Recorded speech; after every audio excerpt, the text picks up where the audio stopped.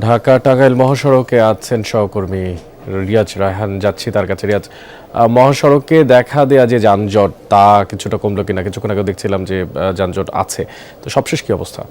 অনেক সামাজিক যোগাযোগ মাধ্যম ফেসবুকে 2-3 জনের পোস্ট পড়ছিলাম। তারা যদি বলছেন যে কেউ গতকাল রাত 1টা বাজে, কেউ 2টা বাজে এবং কেউ গতকাল দুপুরে তারা রওনা দিয়েছেন, এখন পর্যন্ত যমুনা সেতু পার হতে পারেননি।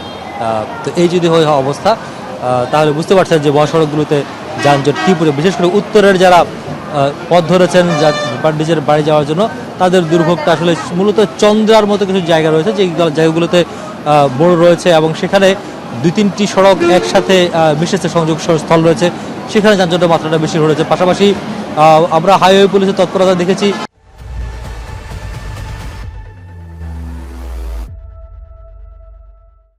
যেখানে মূলত তৎপরতা হওয়া দরকার সেখানে খুব নেই, কিন্তু একবারে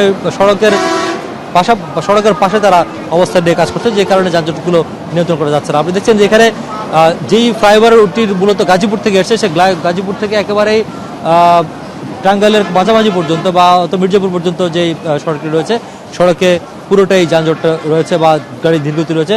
পাশাপাশি যেইটি বাইপাল থেকে মূলত এদিকে এসছে, অর্থাৎ টাঙ্গাইলের যে সড়কটি রয়েছে, সেটি যে একটা অংশটি রয়েছে বাম পাশে, সেই বাম পাশে পুরো গাড়ির সারি, অর্থাৎ যানবাহনের সারি, এবং যানবাহনগুলো খালি পড়ে আছে।